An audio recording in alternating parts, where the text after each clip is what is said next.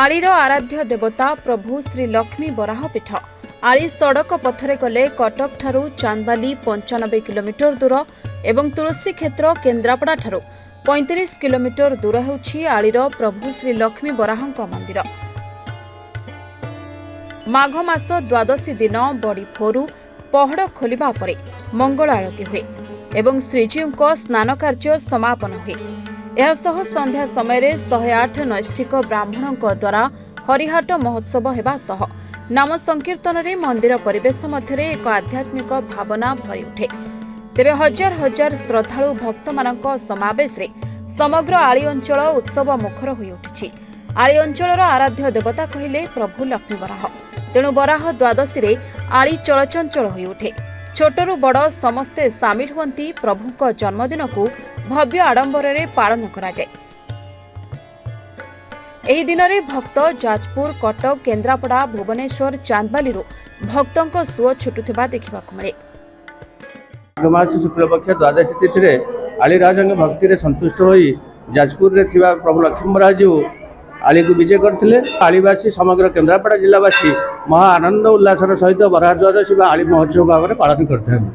एही दिन अहोरात्र प्रसाद सेवा हरिहाट नाम संकीर्तन मंदिर मध्य लगी रहे एवं लक्ष लक्ष श्रद्धालु हजार हजार परिमाण श्रद्धालु ये ठाकुर पोखर बुड़ पकई था मानसिक पूरण कर ठाकुर पाखे भोगराग कर प्रसाद सेवन कर महाआनंद जाए। महात्मा तो जहाँ अच्छी बहुत बड़ कथा अच्छी जो तत्कालीन राजा जी थे आलीर सी श्री श्री लक्ष्मी बराह जी बहुत बड़ भक्त थे। एमती भक्त थे कि सी प्रतिदिन जाजपुर रे बराह जी जो लक्ष्मी बराह जी से प्रतिदिन जाई सेठी दर्शन करी फेरिला परे ही तांकर जल ग्रहण करन।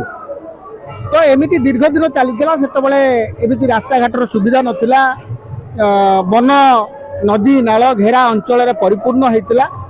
तो से श्री लक्ष्मी बराह जी तत्कालीन राजा भक्ति में संतुष्ट होकर स्वप्नादेश करते मु तो भक्ति में संतुष्ट एवं मु तो राज्य को जीवाई इच्छुक। सब वर्ष मुझे सेवा करने आसे। लक्ष्मी बराह पीठ रे आज शह शह लक्ष लक्ष लोक माने ठूल होती। यार ऐतिहासिक आली राजा प्रतिदिन सकाळु गाधी सारिकी घोड़ार चढ़ी जाऊले जाजपुर लक्ष्मी बराह दर्शन करके आसुले। थरे राजा स्वप्न है जे सबुदिन वर्षा शीत झड़ तोफान ठाकुर को दर्शन करने आसुँच जे मु तो आली की जीवी। राजा से दिन आली रे दर्शन करने जाइछंती। तापर भगवान कहले कि मु तो संगे संगे जाऊँ से पूरा बाली नई बाली रे परिपूर्ण थी।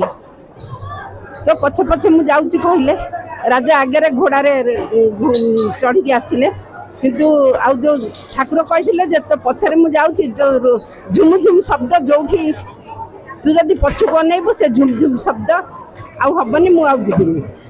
ठाकुर ये बाली जो आसी पहुँचले ऋणु झुणु शब्द भगवान को सुविलानी। राजा पछुक अनेई देले, ठाकुर ये रहिले। ठाकुर महिमा है जदि से राजबाटी में रही जाते लक्ष लक्ष श्रद्धालु सेठिकी जाई पारि न थांते।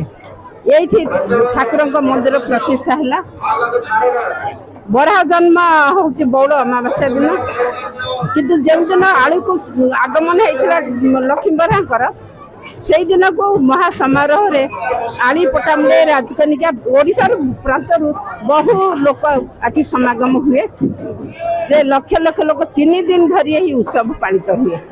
जे यही 3 दिन रे किंतु कहार की डका हुए सेवा काम करिया समस्ते आसंती निजे विभिन्न अनुष्ठान क्लब सब आसंती। आलीरू अश्विनी कुमार साहू को रिपोर्ट, रिपोर्टर्स टुडे।